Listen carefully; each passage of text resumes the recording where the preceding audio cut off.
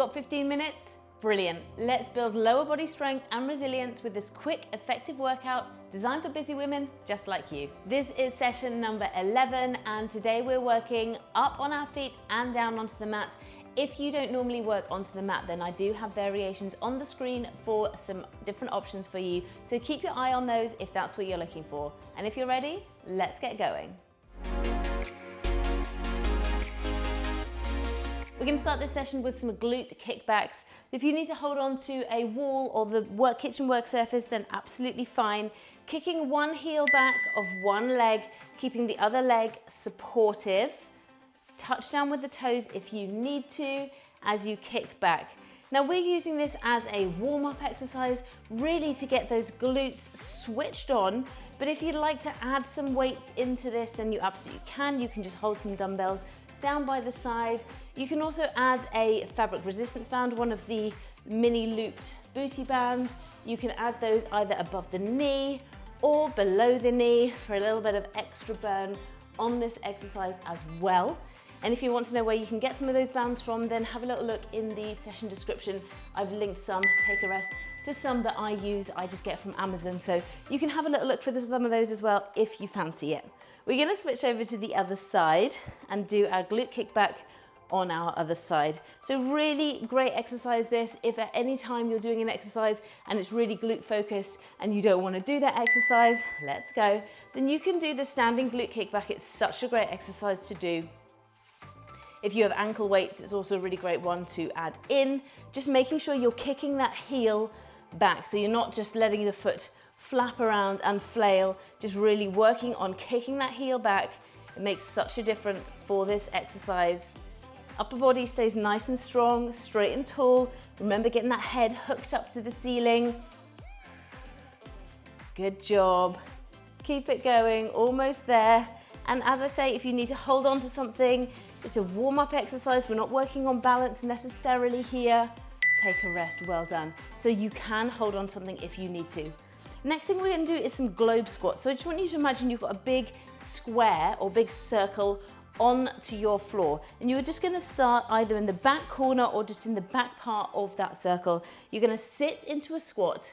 You're going to come up slightly and then come forwards, sit, to the side, sit, back, sit. So each time you're only coming up a little way, but sitting into that squat each time. Okay, again, we're getting the body really prepared for lots of different movements here. So just don't worry about staying all the way low all the time. Just half, sit, forwards, sit. Good. So here working not just the glutes, but the inner and outer thigh as well, as we're working through that forwards, backwards, and lateral movement. Well done. And take a rest. Fantastic. Brilliant. Okay, ice skaters are up next. A nice big dynamic movement. We're going to work into this with a whole lot of range. So with the ice skater, we're going to bring back one of the legs. Let's say the right leg comes behind and the right hand drops in front. And then we're going to switch over left to left, right and right, working here on getting a really good range of motion through that leg.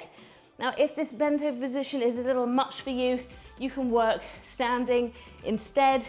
If you want a little bit more, you can jump through your skater, add that little bit of dynamic movement, the little extra bit of explosive movement into that if you want it. Well done. This one gets the heart rate up. You got your coordination here. So upping the ante from the previous two exercises. And take a rest. Fantastic. We're going to head down to the mat now for some rainbow kicks. You can use the variation on your screen if you don't work down onto the mat. All you need is a raised surface for that one. All fours position. You got your shoulder, wrist and elbow nicely stacked. One leg out behind you, round to the side and over, over, over. So one side at a time here. Really kicking nice and high, nice and wide. What we're not doing here is snaking through the body. Okay, so keep your head in a neutral position, Eye gaze on one fixed point is really going to help you out here. Good, and that's going to really help with that midsection, okay? So if you're moving your head, then your midsection is going to move as well. So really making sure that whilst there will be a little movement through that midsection, you're keeping it nice and tight. Well done. We're going to switch sides. If you need to come off those arms, off the wrists, give them a little bit of mobilization. A little reverse prayer is quite good here as well. So one leg out behind. So now we're onto the left leg. Let's go out to the side, up and over, out to the side, up and over. So really working on exploring that range here. Good. So great into the core. When we talk about legs, often people just think glutes, they just think bum, they just think thighs, okay? But actually, we're gonna work into those hips. And by working into the hips, which means we need to also work into the core, because your core muscles also attach onto the hips. We're not looking for working isolated muscles, we're looking for working our body as a whole. That's gonna keep us nice and strong. Take a rest for as long as possible. Onto your side now, and we're gonna work into a half side plank. So the bottom leg, so onto your side, bottom leg is bent, the flat of your foot is facing your back wall, onto a plank, forearm here, raise up the hips, and we're gonna raise up that leg. So side leg raise into a half plank. Now this is, again, is working into your core whilst we're working into the legs, also working into the upper body by working and supporting into that shoulder. There was a variation on the screen for you to see if you're a standing exerciser. Okay, you can also do this against a wall with the forearm plank or on your raised surface if you don't want to do the full standing version. Well done, keep those hips up if you can. You got this, this is a tricky one today. 3, 2, 1, take a little rest, spin around for me. So just pivot round on your bottom. And we're gonna go on the other side. So bottom leg is bent, foot, flat foot, facing your back wall. If you find sideline positions uncomfortable, you can pop a cushion underneath your hips. Let's go. Okay, you can also just do this as a side lying leg raise if you prefer not to do the half plank portion. Okay, so as always, plenty of options for you. If you're finding an exercise tricky, don't beat yourself up about it. If you can do it, but it's hard, that's okay. Challenge equals change. But if you're finding it really tricky, you can't get the form right, okay, just bring it back down, bring those hips down, do a side lying leg raise. That's absolutely perfectly acceptable. This is a tough, tough exercise, okay? Just keep going, keep working. You've got this, lovely work. Take that rest. We're gonna work into a glute bridge now with a hip opener. I've done a variation for you that's not quite the same, but it's got both elements of the glutes and the hips. So you've got that on screen if you need it. Let's have your spine pushed into the mat, hands down by the sides, push up with the glutes, out with the knees, back in and down. So up, out, in and down. Good. Squeeze those glutes. Really, really squeeze. Well done. Out with the legs. Again, adding resistance bands to any of these exercises is really great. It's just going to give you that additional bit of resistance, additional bit of muscular engagement, make the exercise feel harder, which means that the muscles are going to have to work harder. Good job. And take your rest, finish the one you're on. Fantastic. Coming up onto forearms if you can. Of course, there's a variation on the screen. If you can't come up onto forearms, you can do this lying down. We're gonna push out one heel while we're pulling in the other knee. So push, push, push, lying leg pedal. Again, resistance band over the toes for this one. It's something that we do quite a lot onto our live sessions. We'll add a little resistance band onto this exercise. So pushing out the heel. So what we're not doing is cycling round. Okay, so it's not a circular movement. It's forwards and back, push and pull, push and pull. Pulling the knee into the chest, pushing the heel out. Keep that neck nice and relaxed. The jaw is not clenched. If you're finding this goes into the neck too much, then do it from a lying down position. Take that tension away from the upper body.